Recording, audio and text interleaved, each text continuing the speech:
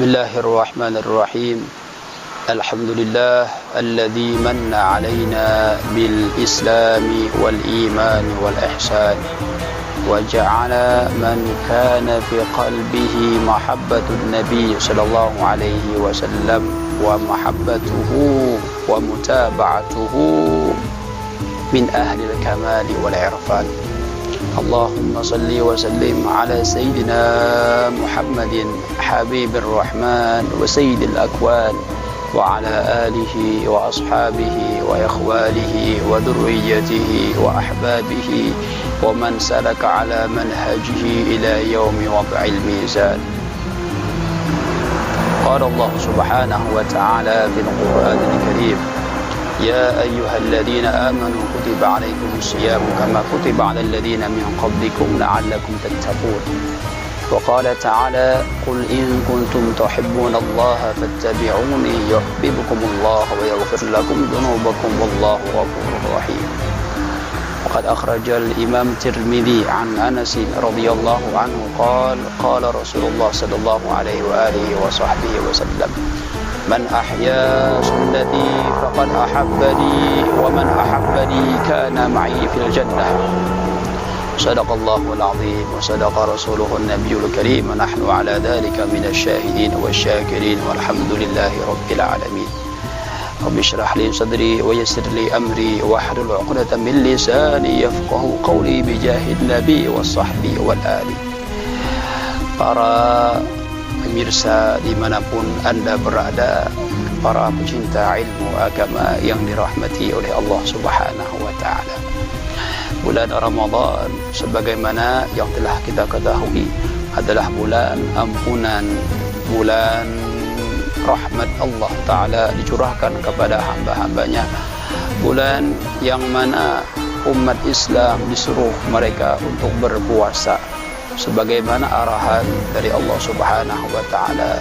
Lalu bagaimanakah apa yang perlu kita kerjakan, apa yang baginda Rasulullah sallallahu alaihi wasallam kerjakan di ketika bulan Ramadan agar kita menjadi orang yang ahli mutaba'ah, orang yang selalu mengikut sunnah-sunnahnya Rasulullah sallallahu alaihi wasallam, mentadbiqkan, mengamalkan ayat Al-Quran yang ada dalam surah Al-Imran. Qul in kuntum tuhibbunallah, Qul in kuntum tuhibbunallah fattabi'uni yuhibbukumullah wa yaghfir lakum dhunubakum. Kata Allah Ta'ala, wahai Muhammad, wahai kasihku, katakanlah jika kepada umatmu, jika kalian cinta kepada Allah Ta'ala, cinta kepada Tuhan kalian, maka hendaklah kalian untuk mengikuti sunnah-sunnahku. Untuk mengikuti sunnah-sunnahku, maka kalian akan mendapatkan keampunan dari Allah Subhanahu wa Ta'ala. Dan Allah Ta'ala zat yang maha pengampun lagi maha penyayang. Lalu apakah yang dikerjakan oleh baginda Rasulullah sallallahu alaihi wasallam tatkala beliau berada di bulan yang suci ini? Dalam hadisnya Rasulullah sallallahu alaihi wasallam, beliau bersabda, kata baginda Rasulullah sallallahu alaihi wasallam, man ahya sunnati faqad ahabbani. Barang siapa yang menghidupkan sunnahku, maka sungguh dia akan dapat kecintaan dariku, maka dia akan cinta kepadaku. Dan barang siapa yang mencintaiku, maka dia di akhir kiamat nantinya akan bersamaku. Oleh karena demikian itu, kita perlu mengetahui sunnah apakah yang dikerjakan oleh baginda Rasulullah sallallahu alaihi wasallam tatkala beliau berada di bulan Ramadan ini. Al-Habib Muhammad Al-Aidrus menyebutkan dalam kitab beliau, kitab Ad-Durus Ramadaniyah, kata beliau, ada 4 sunnah Rasulullah yang harus kita hidupkan di bulan Ramadan ini. Bahkan sunnah-sunnah yang lainnya banyak. Namun kata para ulama mengatakan di antaranya ada 4 macam yang perlu kita hidupkan. Yang pertama yaitu ketika kita berbuka, ketika kita di bulan Ramadan, yaitu sunnah sahur. Sahur adalah merupakan sunnahnya Rasulullah sallallahu alaihi wasallam. Maka bahkan disabdakan oleh Rasulullah sallallahu alaihi wasallam, tasahharu fa inna fis sahuri barakah. makan sahurlah kalian, kata Rasulullah, karena pada makan sahur tersebut ada keberkahan dari Allah Subhanahu wa taala. Bahkan dalam riwayat lain yang sebutkan dalam hadisnya Al-Imam Ibnu Khuzaimah dalam kitab sahihnya, bahwa ada seorang laki-laki datang kepada baginda Rasulullah sallallahu alaihi wasallam, sedangkan Nabi pada ketika itu beliau sedang makan sahur. Kemudian beliau bersabda, beliau mengarahkan kepada laki-laki tersebut,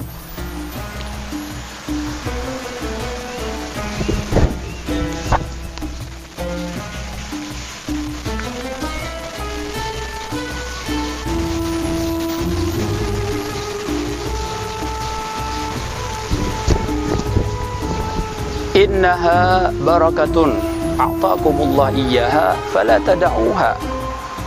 Sungguhnya makan sahur itu, waktu sahur itu merupakan keberkahan dari Allah Subhanahu wa taala yang Allah taala berikan kepada kalian, maka janganlah kalian sekali-kali untuk meninggalkannya. Jadi sunnah pertama yang kita kerjakan, yang kita harus punya niat untuk mengerjakannya, yaitu sunnah makan sahur. Yang kedua, di antara sunnah puasa yang perlu kita kerjakan, yaitu takhirus sahur wa ta'jilul futur, yaitu kita melambatkan makan sahur dan mempercepat ketika berbuka puasa. Karena agama Islam, para pemirsa yang dirahmati oleh Allah Subhanahu wa taala, agama Islam adalah agama yang mudah.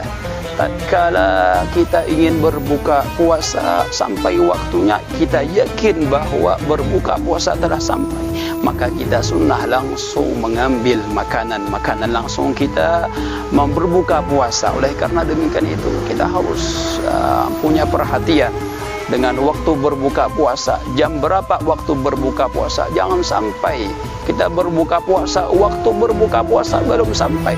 Dan itu dijanjikan oleh Allah Subhanahu wa taala sebagaimana dalam hadisnya baginda Rasulullah sallallahu alaihi wasallam, akan celaka bagi mereka yang berbuka puasa padahal waktunya belum sampai.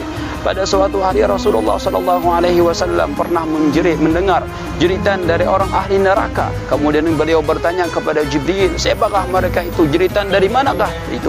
Kemudian malaikat Jibril berkata, itu adalah jeritan umat-umatmu yang mana mereka berbuka puasa sebelum waktunya tiba. Para cinta ilmu agama yang dirahmati oleh Allah Subhanahu wa taala. Jadi sunnah pertama yaitu makan sahur. Sunnah yang kedua yaitu kita melambatkan makan sahur dan mempercepat ketika berbuka puasa. Dan yang ketiga yaitu sunnah yang perlu kita kerjakan adalah salat tarawih. Sebagaimana yang telah kita jelaskan di pelajaran yang telah lalu, bahwa tarawih adalah disepakati para ulama merupakan salat sunnah muakkadah yang sangat ditekan, yang sangat perlu kepada kita sebagai umatnya Rasulullah sallallahu alaihi wasallam untuk mengerjakannya. Jadi tarawih adalah sunnah yang sangat kita diperintahkan, yang mana dijanjikan oleh baginda Rasulullah sallallahu alaihi wasallam, orang yang mengerjakannya akan diampuni segala dosa-dosanya. Kemudian sunnah yang keempat yang harus kita kerjakan yaitu sunnah memperbanyak membaca Al-Qur'anul Karim. Karena setiap bacaan Al-Qur'an, setiap huruf dalam Al-Qur'an yang kita baca dibalas oleh Allah Subhanahu wa taala 10 kali kebaikan. Bahkan disabdakan oleh Rasulullah sallallahu alaihi wasallam, la aqul alif lam mim harfan wahidan, lakin alif harf wa lam harfun wa mim harfun. Jangan kalian katakan bahwa ketika aku membaca alif lam mim itu adalah satu huruf. Namun pada hakikatnya alif adalah satu huruf, lam juga satu huruf, mim juga satu huruf. Maka seorang yang membaca hanya dengan bacaan alif lam mim, dia mendapatkan 30 kali kebaikan. Namun tatkala dibaca dalam keadaan berwudu, maka dibalas oleh Allah Subhanahu wa taala satu hurufnya dengan 25 kebaikan. Dan ketika dibaca dalam keadaan salat yang sedang duduk, maka satu hurufnya dibalas oleh Allah Subhanahu wa taala dengan 50 kali kebaikan. dan ketika dibaca pada ketika salat dalam keadaan berdiri, maka Allah Subhanahu wa taala melipat gandakan pahala orang tersebut satu hurufnya dengan 100 kali kebaikan.